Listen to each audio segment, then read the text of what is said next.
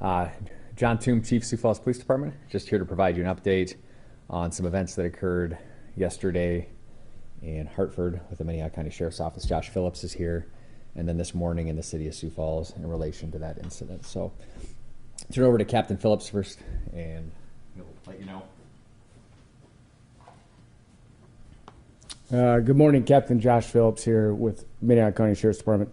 Let's give you a brief update of the incident that occurred last night around 9 p.m. In Hartford, and following Chief Toom will take it from there, and then also State's Attorney Daniel Hager is also present. Any questions afterwards? But we were dispatched to the area of 260th Street and 464th Avenue around 9:30 last night for reports of gunshots and a possible robbery. Deputies arrived on scene and made contact with the first victim in this case, who had gunshot wounds. Life-saving measures were provided to that victim and was transported to the ER. There was another victim on scene who had additional gunshot wounds. Life-saving measures were provided to that victim. During the course of that medical treatment, that victim provided us with a name of a possible suspect in this case. Again, that victim was transported to the ER also. The suspect that victim provided was last of Nisich, N-I-S-I-C-H, first of Glenn, middle Scott, who was a 57-year-old resident of Sioux Falls. With that information, detectives worked the scene. We contacted the Sioux Falls Police Department. Mr. Nisich, residence, was in Sioux Falls. We gave them that information. Detectives, like I said, worked the scene. We were able to obtain a search warrant for the Nisich residence near the 1800 block of East 29th Street North in Sioux Falls, where the Sioux Falls PD helped execute that search warrant, and I'll turn it over to Chief Toom for that portion of the search warrant.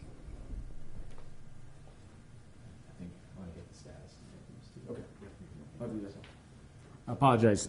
The status of our victims, the first victim has since been pronounced dead at the hospital, and we will not release that information of that victim until we can obtain some next of kin and be able to make contact with them. Any gender or age on that? 60-year-old male from the Hartford location. Died from gunshot wounds? Correct. The second victim is critical but stable condition at this time. And gender and age on that one? Be a 45-year-old Colton resident, male. And where did this happen again? Near the intersection of 464th Avenue and 260th Street in Hartford, just to the south of Hartford there. And then if you have any following at the end, I can answer those too. Minnehaha County Sheriff's Office works closely with the Sioux Falls Police Department, as you know. We work very well together.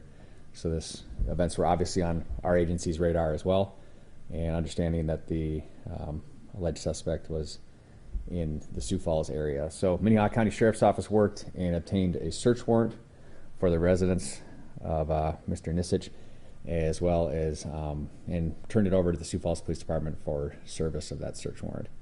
We immediately, given the severity of what had occurred, partnered with the Minnehaha County Sheriff's Office SWAT team as well, and the Sioux Falls Police Department SWAT team arrived to serve that search warrant shortly after 4 a.m. this morning at his residence. A perimeter was established, and we were able to shortly thereafter make phone communication with Mr. Nisich and begin dialogue with our crisis negotiation units, our CNU, and he quickly specified that he had no intentions of allowing us to serve that warrant and that he was not interested in a peaceful resolution of this event. We continued to speak with him through our negotiators, at which point he did acknowledge to us his involvement in the incident in Hartford and provide some details to our negotiators. Again, given the nature of what had occurred and what we knew as to be an armed and dangerous subject, we did deploy our UAS, or our drone, over the residence, and we established our perimeter, and we could see him in his front of his house, armed with a firearm, appearing to be waiting for police arrival. Shortly after 6, again, we arrived shortly after 4, established negotiations. Shortly after 6, I believe it was about 6:18, 6:19, I can't give you exact details, but he did fire his gun in the direction of the neighborhood, in the direction of officers on scene, and in the direction of our drone or our UAS. A Sioux Falls Police Department SWAT sniper did return fire, striking Mr. Nisich. Shortly thereafter, we were able to render aid, and he was declared deceased on scene. Again, this will be turned over to DCI as per standard for outside investigation. We will cooperate fully with them as we have in the past and feel confident turning over to them for an outside look into this investigation. It's obviously, it involved Minnehaha County Sheriff's Office and Sioux Falls Police Department officers, investigations, and those of us on scene. Can't give details, obviously, but we will answer some questions that we feel we can answer, but for the integrity of the investigation and to help DCI do their work, we will not be getting into too many details on that. Was anybody else on the scene during the standoff? Oh, sure. We were able to determine that he was the only one on scene at the resident, outside of some animals. He had some pets and some animals who were uninjured in this as well. They were taken care of. And this scene was northeast Sioux Falls? Yep, northeast Sioux Falls. So it was soon after 6 o'clock this morning when the suspect fired a gun towards law enforcement who returned the gunfire. Yep, and then it's a neighborhood up there where there's houses. It's a residential neighborhood, and so the shots were going in the direction of the residents in front of officers who were there, and also our drone, our UAS. Did he take multiple shots? I can't definitively say. I know there was more than one, right? But I can't definitively say. Like I said, it's too early. We're going to let DCI do their work, determine that. Again, it's just something that they're going to have to work out a little bit. What type of firearm was used? A handgun. Handgun. Yep. So his shot that he fired, did that strike anything? Did it just We will. die? Or? So we've had these in the past. We kind of typically go, okay, what's our priorities? Checking on him, rendering aid, and then holding the scene and turning it over to DCI. And so all that peripheral investigation and the follow-up stuff is handled by them. We just kind of hit pause to make the scene is I guess stable, but also as it was for investigators, so they could go through and do their job. Was there any indication that he might have been under the influence of alcohol or drugs? Not that I'm aware of, and nothing I think the sheriff's office has at this point either. I would say that. Again, early on to say.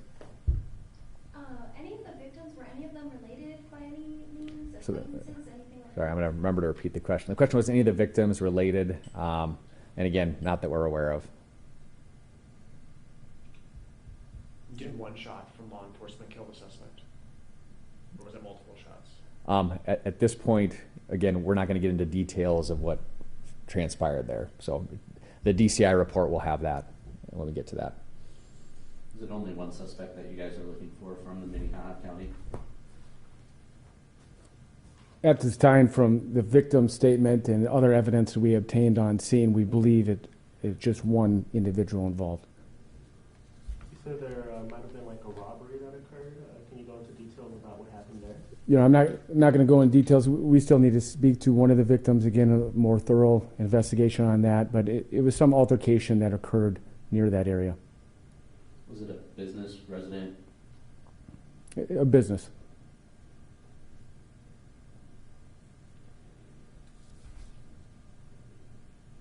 Any details on what led to the altercation? We don't have that. We have some speculation, but nothing definitive of what transpired. And hopefully through the course of the investigation, we're still working it and still working it right now, currently as we speak, on both sides. And so hopefully we'll be able to obtain a little bit more information on that. Was anything, I guess, taken from that scene in Hartford? I can't disclose this at that time. I'm not sure. And so I don't want to give something if I don't know for sure. When on scene at the standoff for any, I guess, less than lethal measures used before the sniper took the shot? Detail I can't get into at this point. The question was if there was any less lethal used, and again, that's a DCI investigation standpoint. We're going to try to keep that part of the incident very very vague. It's not inappropriate for us to comment on details. Can you disclose his actual address that the standoff was at? I know you said northeast. The question is can I disclose his actual address? And at this point, we're not disclosing actual address. This kind of goes back to how we always give 100 blocks or intersections, right? Are just those two victims, right? Yes. Yeah, just the two victims. So. Will the name of the deceased victim be released at any point? Yeah, go ahead. When we're able to notify next of kin and feel it's appropriate to do so.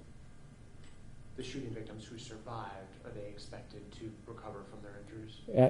The information I received this morning, they're in stable condition. You know, how that stuff can change, but we believe that the victim is doing well right now for the injuries received. Any details on, I guess, the injuries sustained, number of shots, location on the body where they were shot? Until we kind of can finish this portion out and be able to speak to them and speak to the medical professionals, I'm not going to release that until I get some factual information. I know someone asked this earlier, but did any of this involve like drug smuggling, anything like that? We don't know exactly what transpired at the business, but I can't tell you if it's drug related or business related. Hopefully we'll have some answers here later on though.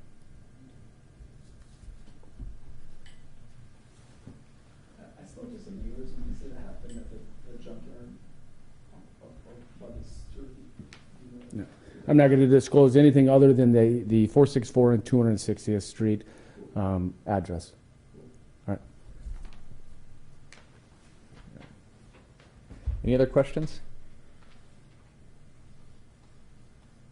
No, again, and we've covered these in the past and we've talked.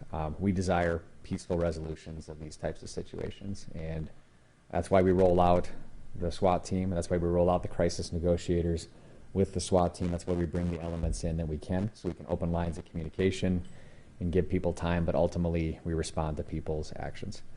And again, it's tragic because there's a lot of loss of life again in this whole situation, and we desire peaceful resolution. We desire people to participate in the criminal justice system, but again, we understand that that's not the reality sometimes, and we have to respond to actions. And so, thanks for coming in. We wanted to get this information out to you as soon as it was reasonable to do so. As again, we won't have press briefing tomorrow. Not gonna have press briefing tomorrow, and then we'll go into Tuesday and have some more details for you on Tuesday. But again, thanks for coming in, and again, have a safe 4th. Thanks, everybody.